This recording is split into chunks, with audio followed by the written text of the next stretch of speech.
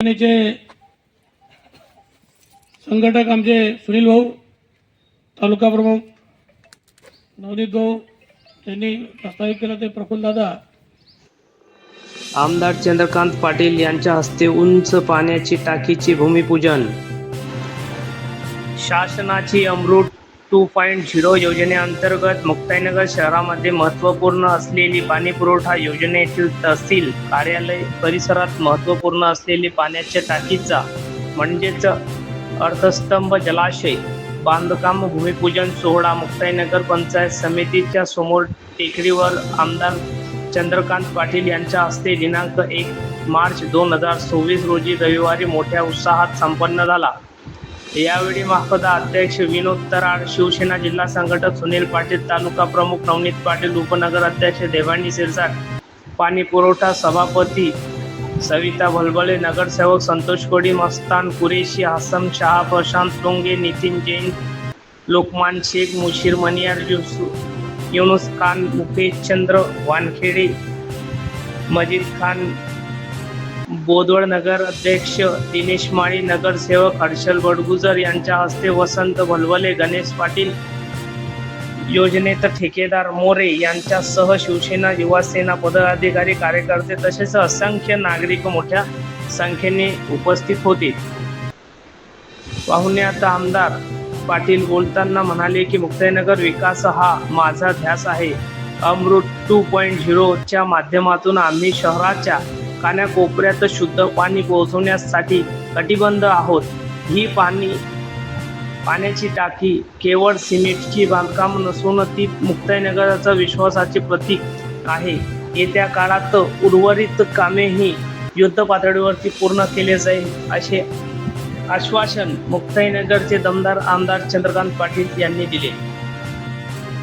विनोद भाऊ तराड, शिवसेनेचे संघटक आमचे सुनील भाऊ, तालुका प्रमुख नवनीत भाऊ त्यांनी प्रस्तावित केलं ते प्रफुल्ल दादा. बोदवडचे नगराध्यक्ष आताच जे आले श्री दिनेश भाऊ माळी, पाणीपुरवठा सभापती आमच्या भलभलेताई, सन्माननीय सगळे नगरसेवक, जमलेले माझे समान बंधू भगिनी आणि मातांनो, खऱ्या अर्थाने मुक्ताईनगर पाणीपुरवठा योजनेला सुरुवात झाली. आपली किती 32 कोटीची योजना आहे का?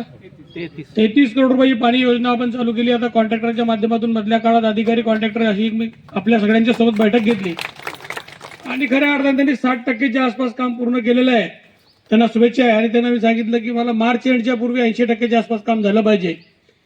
गावातल्या मुक्ताईनगर हा आता वाढता एरिया, जसं आपण आता पुनर्वसन 413 घरांचं करतोय, पुनर्वसन एरिया असतील किंवा इतरही एरिया असतील, प्रत्येकाकडे मुबलक आणि शुद्ध पाणी गेलं पाहिजे.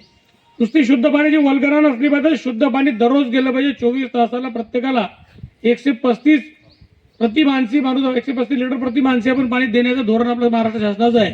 त्याचप्रमाणे आपण ते पाणी दिलं गेलं पाहिजे आणि ते शुद्ध आणि मुबलक असलं पाहिजे. मुबलक तर देतोच, आपण शुद्ध असलं पाहिजे.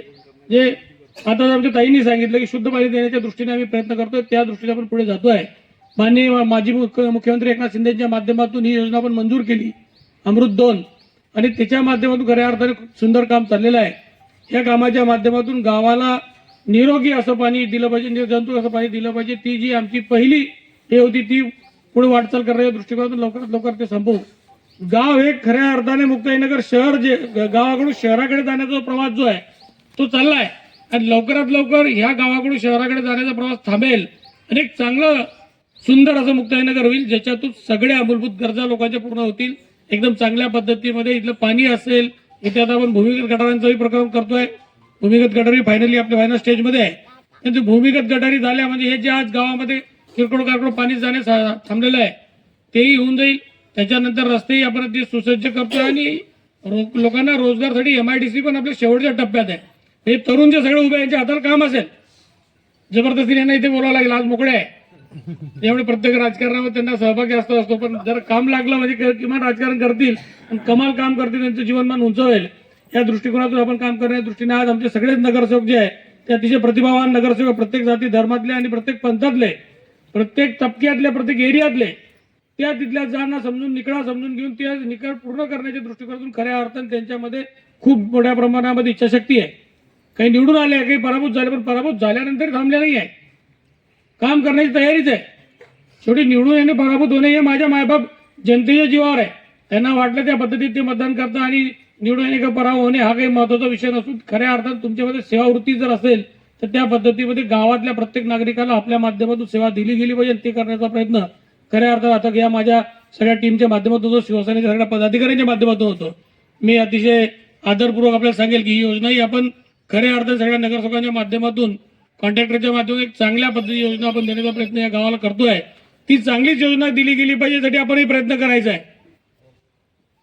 मी पाहतोय काही दिवसापासून आपले नगरसेवक सगळ्या प्रत्येक वार्डात निवडून आल्यापासून खूप चांगलं काम करत आहे आणि इतरही लोक होते ना हे सगळे कार्यकर्तेही मदत करतात. त्याच्यामुळे एक लवकरात लवकर या अर्थसंकल्पीय याच्यामध्ये मोठ्या प्रमाणात आपण आपल्या गावासाठी शहरासाठी निधी आणू. मतदारसंघातल्या प्रत्येक गावासाठी शहरासाठी निधी आणतोच आहे. जसं बोदवडचे नगरसेवक म्हणतील की तुम्ही इथलाच विषय करता आमच्या गावाचा करत तिथं बोदवडसाठी आहे. मी 100% चांगला निधी आणण्याचा प्रयत्न करू. मुक्ताईनगरची योजना बोदवडपेक्षाही चांगली आहे. मी तो अट्टास धरला होता की मुक्ताईनगरची बी योजना तापीवरनं पाणी आलं पाहिजे पण सक्सेस होऊ शकलो नाही. पण बोदवडमध्ये आम्ही तिथे यशस्वी झालो आणि बोदवडमध्ये 97 करोड रुपयाची पाणी योजना देतोय. त्यासाठी दिनेश म्हणजे खूप जास्त प्रयत्न होते. तिथल्या सगळ्या नगरसेवकांचे खूप प्रयत्न होते आणि एक चांगली योजना तिथे आपण दिलेली आहे. म्हणजे 30 वर्षाच्या कालावधीमध्ये त्या गावासाठी इतकी चांगली योजना कधी नव्हती. आज तुम्ही आपण बोदवडपेक्षा खूप जास्त मला असं वाटतं की त्या दृष्टीने भाग्यवान आहे की बोदवडला 20 दिवसांनी पाणी मिळवतो. आपल्याला किमान 1 दिवसाच्या आड पाणी मिळतं. फक्त जे नवनीत भाऊंनी सांगितलं की आपल्याला रॉ पाणी येत होतं. जे पाणी आपण नदीतून घेतो तेच पाणी आपण पित होतो. अनेक साथीचे विकार आपल्याला लागत होते. आता या विषयातून या दुष्टचक्रातून बाहेर काढण्याच्या दृष्टीने अतिशय चांगलं पाणी शुद्ध पाणी देण्याच्या दृष्टीने ही योजना आपण करतोय. त्या योजनेसाठी माझ्या सगळ्या नगरसेवकांचे पदाधिकाऱ्यांची मला खूप मोठ्या प्रमाणात सहकार लाभतं. त्याच्याबद्दल त्यांचे धन्यवाद मानतो आणि योजनेचं काम लवकरात लवकर पूर्ण करून घेऊन ही पाण्याची टाकी पण वापरण्याजोगी होईल अशा पद्धतीत देवानी तरी तुमचाच प्रभाग आहे बहुतेक का तुमचा आणि ताईंचा दोघांचा आहे. ताईंचाही प्रभाग आहे. त्याच्यामुळे चांगली पाणी टाकी झाली पाहिजे. नाही मधल्या काळात पाणी टाक्या झाल्या की ते पाणी भरू शकलो नाही त्यामध्ये. कॉन्ट्रॅक्टर जरी असला आपल्यासमोर तरी चांगलं काम करून घेण्याची आपली जिद्द असली पाहिजे. चांगलं काम आपण या पाणी टाकीच्या माध्यमातून करून घेऊ अशी अपेक्षा आपल्याकडून करतो आणि थांबतो. जय हिंद जय महाराष्ट्र.